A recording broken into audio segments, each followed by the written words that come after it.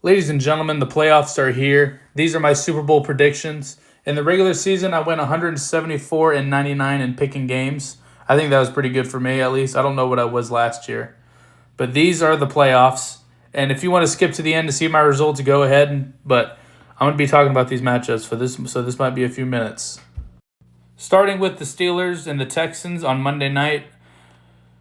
The Aaron Rodgers and the Steelers, he's going to get DK Metcalf back. The Steelers will get DK Metcalf. Aaron Rodgers gets his weapon back. But they're going against the number one defense in the Texans. At least I think they're the number one. I don't know whose defense is better, theirs or Seattle's. Both defenses are lights out. Even on the road, the Texans' defense is lights out. And here's the thing. None of these defenses are even that comparable to the Texans. The Texans' defense is just that much better than every other defense in the postseason. Maybe Denver's is close. Which, yeah, it probably is close just thinking about it now.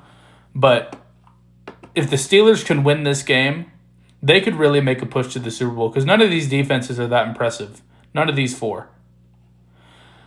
But if Houston struggles to score in the red zone. They struggle to score in general. So that's why I think this will be a dogfight. Because the Steelers' defense isn't very good either. But it won't look so bad because the Texans' offense is not that impressive. And I am taking the Pittsburgh Steelers to win on Monday night and Aaron Rodgers move on to the divisional round. Bills-Jaguars. I mean, no Mahomes, no Lamar Jackson, no Joe Burrow in the playoffs. All the pressure is on the Bills and Josh Allen to go get his ring. Because he can't beat Mahomes to save his life in the postseason. Or Lamar at this point. So, this is Josh Allen's best chance. But the Bills' defense cannot stop the run, and Jacksonville's offense is very good at running the ball. Travis Etienne has had a great year this year. That by Shuttle Tootin guy, he's a solid RB2. He's very fast. Jaguars' offense just might be too good for the Bills' defense, so I'm taking the Jaguars here. And Josh Allen goes home. And then Sunday night, I believe, is the game. Chargers. I want to know this. Who do we praise Justin Herbert like he's a top 5 quarterback? What's going to be his excuse this time if he loses? Because I'm just sitting here looking at the Packers and Jordan Love. And in my opinion, Jordan Love is better than Justin Herbert. But we continuously give Justin Herbert passes because his team sucks. His coaches his coaches are bad. How about Jordan Love? Because these two were in the same draft class. Jordan Love and Justin Herbert. Jordan Love is already 1-2 in the postseason, and Herbert can't sniff a win to save his life. He blew a lead to Jacksonville. And in that game, they scratched and clawed for points. Jacksonville straight up gave him points with those 4 interceptions. And it was hard for the Chargers to actually have a drive and go down and score in that game, if you remember watching that game. So I just want to know, if Justin Herbert loses this game too to the Patriots, which I think they will, what's going to be Justin Herbert's excuse this time? Because I am fully on board of saying Jordan Love is so much better than Justin Herbert. Because if you look team by team every year since these two quarterbacks have gotten to the league, Justin Herbert's had the better team. Well, can we say that? Jordan Love has never had a Keenan Allen or a Mike Williams or a Ladd McConkey. His receiving core is way worse than the Chargers. So, I just want to know, what's Justin Herbert's excuse going to be this time? Because we don't make these excuses with Jordan Love. You know, he gets it done with a worse team. And he's 1-2 in the postseason. But after all that, just give me the Patriots. In the NFC, give me the Rams. The Rams are just better. Not much more to say. Rams are a better team. Devontae Adams is coming back. 49ers defense is terrible, but the Eagles offense, they have not put together a whole offensive game. Either one day they're running the ball well and they can't throw it, or vice versa, and they just haven't put it all into one. But the 49ers defense is not very good, so give me Philly. And then I would love this matchup for Green Bay. And y'all know I am a Packers fan. I really think we can go into Chicago and beat them. The Bears cannot beat Green Bay with Jordan Love healthy. They just can't. They haven't done it.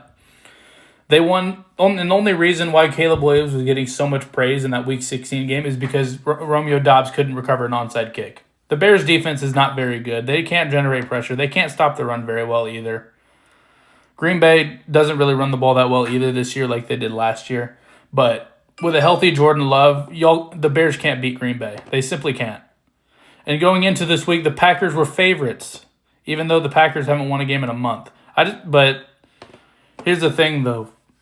The Bears have gotten so much better. Caleb Williams has become so clutch because Green Bay allowed them to be so clutch, and the Bears are red hot. Like, they came all the way back down 16 to the Lions. Like, they're a fourth quarter team, and Green Bay isn't. So that's why I have to go against my gut and take Chicago. I don't want to, but I'm taking Chicago to win this game. Divisional round, we got the Steelers at the Broncos. And then we got the Jaguars at the Patriots. As I was saying earlier, if the Steelers can beat the Texans' number one defense, I got a lot of confidence they can go on the road and beat Denver. Because we don't know what Bo Nix we're going to get. He still has been pretty inconsistent this year. He had a very nice game against Green Bay. He's played nice at the end of the year. But it's all about this defense. And Aaron Rodgers is a veteran. He's got a good enough squad around him to win this game. But I am still going to take Denver. I think it's an absolute fight. It'll come down to the very end. But I think Rodgers goes home and he thinks about retirement. And then give me the Jaguars. The Patriots finally face a super tough opponent. They had an easy schedule all year long. They never had someone like Jacksonville who could really run the ball, and Trevor Lawrence, who's red hot right now. Give me the Jaguars. And then in the NFC, give me the Rams. I think the Rams go in there and beat them this time. I don't think they blow a 14-point lead again. And Matt Stafford's been dealing all year long. Matt Stafford really kind of has this defense. As great as Seattle's defense has been, Matt Stafford's got it figured out. And then Bears at Chicago. Give me the Bears. They beat them once. They're going to beat them again. AFC Championship. Give me the Broncos. They get the revenge. They're still at home. And they take down Jacksonville and they go to the Super Bowl with Bo Nix. And then NFC Championship, give me the Rams. The Rams just have too many weapons. The Bears' defense, like I've said, is Swiss cheese. It's not better than the Rams. The Rams are just the better team. They got the better quarterback. They got the better receivers. They got the better D-line. They've got the better linebackers. The Rams are just better, and they're going to go on the road and win this. And your Super Bowl matchup is the Rams versus the Broncos, and I think could be a very entertaining Super Bowl. And I'm going to take the Rams, and Stafford will be a 2-time Super Bowl champ. And he will get his second ring. And I hope to God I am wrong, because I really think Green Bay could run the table. But we'll see.